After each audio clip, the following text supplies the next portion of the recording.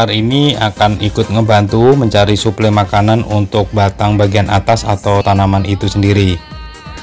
Ini ikatannya tidak perlu buru-buru untuk dilepas. Nah, ini kita lihat dari beberapa sisi. Ini sebenarnya ada 3 perakaran, namun satunya patah.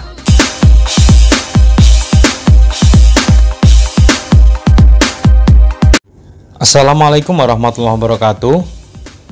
Ini adalah lanjutan video dari yang kemarin. Ini ada salah satu akar di mana dia itu patah ya, terkena sabit, dan kita periksa di sini masih ada kambiumnya, sehingga masih kita nyatakan bahwa itu masih hidup. Untuk lebih jelas, kita coba lakukan penyayatan dengan pisau untuk memastikan bahwa akar ini benar-benar masih ada kambium. Ini setelah kita sayat dengan pisau, kita lihat lukanya. Berikut sayatannya. Kita coba perjelas. Ini terlihat kayu kupasan bagian dalam itu tidak kering. Kemudian kupasan kulitnya itu masih menempel dan lentur ya. Artinya kalau semisal dia kering, itu pasti tidak lentur dan bisa dikatakan dia pasti langsung akan patah. Ini adalah bagian dari akar serabut yang membesar karena akar tunggangnya kita potong, dan dia tidak kering atau tidak mati karena masih mendapatkan suplai nutrisi dari tanaman ini.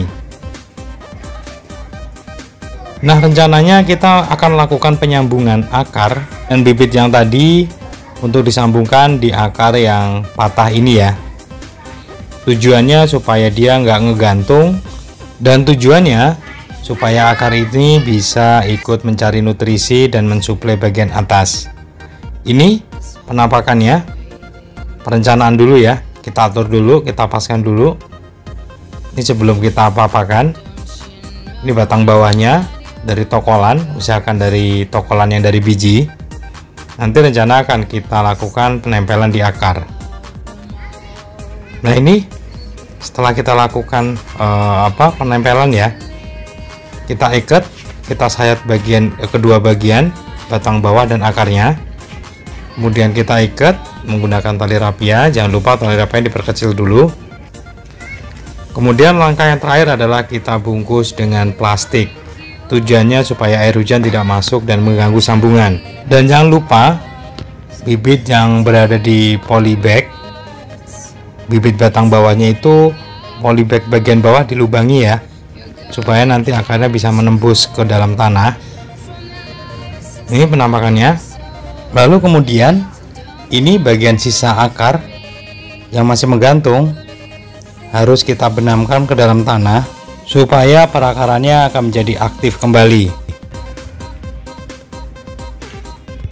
Ini penampakan ketika kita udah benamkan ke dalam tanah, artinya medianya kita tambahkan. Jadi kita tambahkan tanah di polybag ini sampai bagian akarnya itu benar-benar terbenam ke dalam tanah, sehingga reaksi auksin untuk perakaran akan kembali aktif. Dan diharapkan akar ini akan ikut ngebantu mencari suplai makanan untuk batang bagian atas atau tanaman itu sendiri. Ini ikatannya tidak perlu buru-buru untuk dilepas. Nah, ini kita lihat dari beberapa sisi. Ini sebenarnya ada 3 perakaran, namun satunya patah. Untuk itu kita perbaiki. Oke, demikian konten video kali ini. Semoga bermanfaat. Wassalamualaikum warahmatullahi wabarakatuh.